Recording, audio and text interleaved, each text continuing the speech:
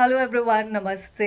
तो आज मैं कुछ नया करने के लिए जा रही हूँ। बहुत सालों के बाद मैं एक कोर्स में एनरोल करवा रही हूँ। डिप्लोमा कोर्स है। और छोटे मोटे कोर्सेज तो देखो यार, मैं ऑनलाइन करती रहती थी, पर ऑनलाइन में ना वो मज़ा नहीं आता।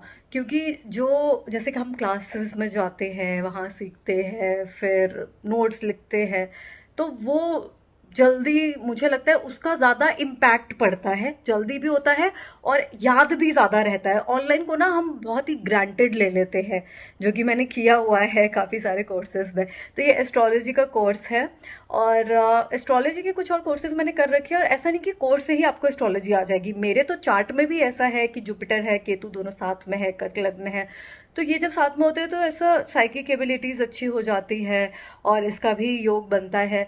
तो फिर ना मतलब कुछ ऐसे प्लैनेट्स भी रिस्पॉन्सिबल होते हैं इस नॉलेज के लिए या साइकिक एबिलिटीज़ के लिए। मेरी टैरो रीडिंग्स इतनी ज़्यादा एक्यूरेट आती है जब मैं अच्छे मूड में होती हूँ। टैरो की भी मैं एक बात बताती हूँ, बहुत सारे लोग टैरो रीडिंग भी देखते होंगे।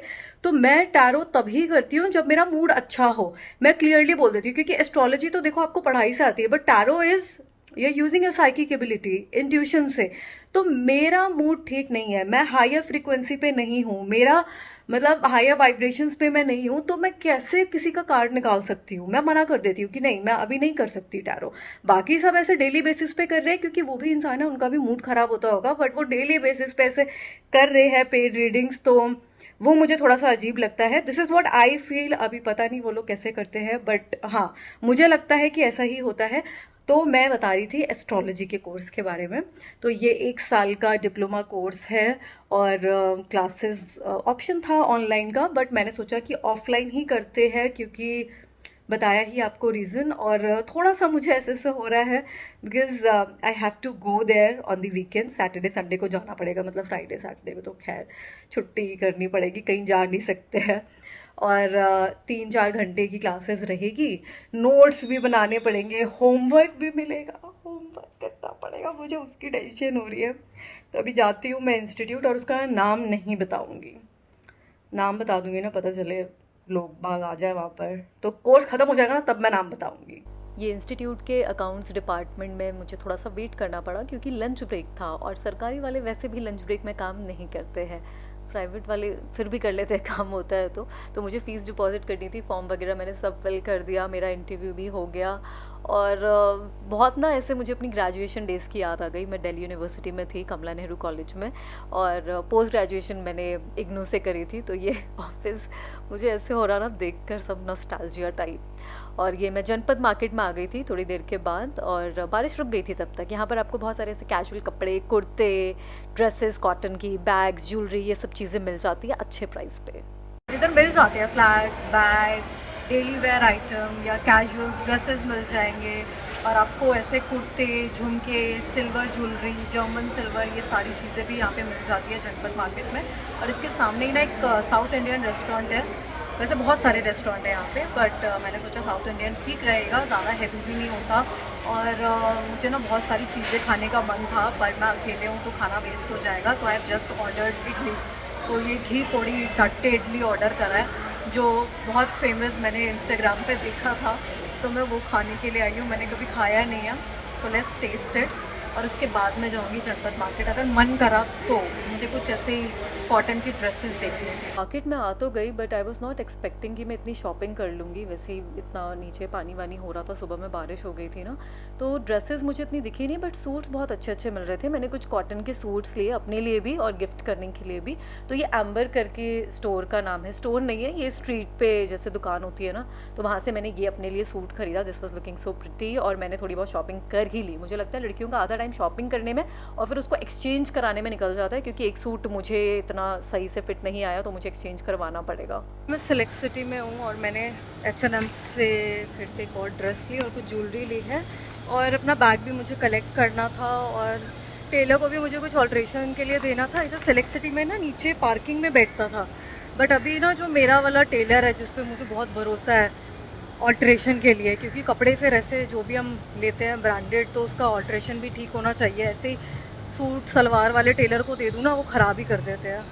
तो उसने अब अपना खोल लिया है यहाँ पे सिलेक्ट सिटी के ऑपोजिट खिड़की में, तो मुझे वहाँ पर जाना पड़ेगा। मालवीय नगर की खिड़की है, मतलब उसी साइड है।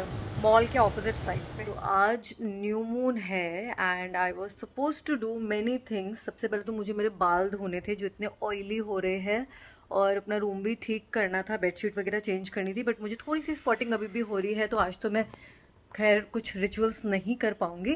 पर न्यू मून का जो पोर्टल है ना, जैसे आज 5th जुलाई है तो 7 जुलाई तक रहेगा, मतलब आप 6th को भी, क्योंकि कल से फिर गुप्त नवरात्र शुरू हो रहे हैं, 7th को फिर 7/7 का पोर्टल है, तब भी मैनिफेस्ट कर सकते हो। और ये वीडियो सैटरडे को लग जाएगी, 6 जुलाई को मैं लगा ही दूँगी। और कभी कुछ ऐसे रह जाए ना किसी का मैनिफेस्टेशन, तो आप पूरे, जैसा ये आपका जो वैक्सिंग फेज़ है शुक्ल पक्ष, उसमें आप कर सकते हैं, फुल मून पे भी कर सकते हैं, ठीक है। तो ये सारी चीज़ें तो मैं अभी खैर नहीं कर पाऊँगी। कैसा वैसा कद्दू नहीं लग रहा है मेरा मुँह, ऐसा फूला फूला सा, बट कोई बात नहीं। मैं ना अभी कुछ भी जिम योगा नहीं कर रही हूँ, तो मेरा प्लान है कि मैं अभी योगा ज्वाइन करूँगी। इसको मैं कुछ नहीं कर रही, पता है, मैंने सोचा मैं इस पर कुछ ना करवा लूँ, यहाँ से फैट वैट हटवा लूँ, बट नहीं, आई शुड नॉट। या मुंह को ऐसा पिचका लूँ, ऐसे नहीं होता, ऐसा हॉलोनेस आ जाती है यहाँ पे, कॉन्टोरिंग करते हैं तो ऐसे। हम्म, नहीं करूँगी। अब सोच रही हूँ कि इससे अच्छा मैं जिम ज्वाइन कर लूँ या फिर योगा कर लूँ, कि ये जो मेरा फेस फैट है वो कम हो जाए। और अभी फिर मैं क्या करने वाली हूँ, अभी मैं जाने वाली हूँ बाहर, मुझे हौस खास जाना है, पास में ही है मेरे घर से। और फ़ोन आ रहा है, एक सेकेंड। मुझे वहाँ पे ना आज एक कायरो, कायरो ये होता है ना, क्या बोलते हैं उसको, कुछ फैट सेलुलॉइड के लिए होता है, तो मैं थाइज़ के अराउंड करवा रही हूँ ये। एंड आई डोंट नो, मैंने सोचा कि इधर ही पहले करवा कर देखते हैं कैसे रिजल्ट्स हैं। मैंने उसके कुछ सेशंस लिए हैं, तो मैं अपडेट करूँगी उसके बारे में ना, मैं पूरी वीडियो बनाऊँगी, क्योंकि मैं कुछ भी करवाती हूँ ना तो मैं हमेशा बताती हूँ कि मैंने ये करवाया वो करवाया है। मैं कुछ छुपाती भी नहीं हूँ, मैंने कुछ भी, देखो यार, सर्जरीज वगैरह मैंने नहीं कराई, मुझे डर लगता है उससे बहुत। तो ये टॉपिकल ट्रीटमेंट होता है ना, ऊपर ऐसे ही लेज़र से कुछ हो जाए ऐसा, ये सब लिपापोती करके कुछ हो जाए, तो उससे तो ठीक है, but surgeries no, I can not. मुझे खुद डर लगता है, अभी मैं कैसे लड़का सी लग रही हूँ, आदमी आदमी टाइप की, है ना, थोड़ी सी ऐसे बाल भी खुले होते तो मैं महिला लगूँ। बाल बांध लिए ना, देखो कितने ऑयली हो रहे हैं। हाँ, अभी थोड़ा सा मैं ठीक लग रही हूँ। और ना कल रात में ना मैंने बहुत सोचा इस बारे में, मैंने आपको बताया ना एस्ट्रोलॉजी का जो कोर्स है, 1 साल का डिप्लोमा है। रात में मैंने कल सोचा कि ये कैसे मेरे लिए बेनिफिशियल रहेगा। फिर मैंने पूरा सिलेबस देखा, सिलेबस में मैंने ऐसी चीज़ें देखी कुछ कुछ जो मुझे नहीं पता है, तो उसके बारे में मैं पढ़ूंगी, उसको सही तरीके से सीखूंगी, तो मेरे लिए ही अच्छा रहेगा। और मैंने टीचर्स की भी वहाँ पर देखे, कोई किसी ने पीएचडी करी है, किसी ने डीएचडी करी है, कोई रिटायर्ड आईएएस है, कोई आर्मी में था मेजर है, कोई जर्नल है, तो बहुत ही अच्छे उनके पूरे जो भी फैकल्टी है, बहुत ही एजुकेटेड है, और उसके बाद भी वो एस्ट्रोलॉजी कर रहे हैं, पढ़ा रहे हैं, तो उनसे भी काफ़ी कुछ मुझे सीखने को मिलेगा। तो देखते हैं, नेक्स्ट वीक से, पहले मुझे लगा इसी सैटरडे को है, बट नेक्स्ट सैटरडे से मुझे जाना है। तो आई एम जस्ट होपिंग कि सब बहुत बढ़िया हो। और मेरे जो ऐसे ही अभी संजय दत्त जैसे बाल लग रहे हैं, इसको मैं क्या करूं, खैर आज आज तो ये ऐसे ही रहेंगे। तो अभी मैं जा रही हूँ एक ट्रीटमेंट के लिए, कायरो। वो थोड़ा सा ना स्कल्प्ट करने के लिए होता है बॉडी को, मतलब आप जिस एरिया में करा रहे हो, कोई पेट पे कराता है, कोई फेस पे कराता है, तो मैं थाइस के अराउंड करवा रही हूँ। तो देखते हैं उसके रिजल्ट्स। और मैं ये भी सोच रही हूँ कि आज मैं मूवी देखने चले जाऊँ। अब मेरे को रिचुअल्स तो करने हैं नहीं, कल्कि के बारे में मैंने बहुत सुना, वेल सी, मेरे पास टाइम होगा तो। मुझे जब आसपास में ही जाना होता है ना और मौसम भी अच्छा हो रहा था, तो मैं ऑटो कर लेती हूँ। तो 5 मिनट का ही रास्ता था, वेदर कितना अच्छा हो रहा था, तो मैंने ऑटो राइड ले ली। तो उसमें मज़ा आता है, ठंडी ठंडी हवा भी आ रही होती है ना। और फिर मैंने भुट्टा भी खाया। मेरे सामने कैफ़े था जहाँ पर 850 कैलोरीज़ का सैंडविच मिल रहा था, वो फिर मैंने छोड़ के, मुझे भुट्टे वाले भैया दिखे तो मैंने भुट्टा लिया, और थोड़े से और भुट्टे लिए, वो मैंने बच्चों को बांट दिए थे रास्ते में, क्योंकि उस रास्ते पे आईआईटी फ्लाईओवर के पास बहुत सारे बच्चे आ जाते हैं। जस्ट घर पहुंची हूँ, और मैं आपको कायरो बता रही थी ना, so that is known as cryo. Cryo wavelength, आप देखना उससे हॉट एंड कोल्ड करके ऐसे लगाया जाता है कुछ 15-15 मिनट्स के लिए। और ये मेरे टायर्स पे हुआ था, तो ये होता है फैट हटा के मसल बिल्ड करने के लिए। मैंने थोड़ा सेल्यूलाइट का गलत बता दिया था, it is for fat reduction और मसल बनता है उससे। तो क्रायो वेवलेंथ हुआ और नियो एम स्कल्प भी हुआ। मैंने मशीन्स की क्लिप ली थी तो वो मैं लगा दूंगी या लगा दी होगी।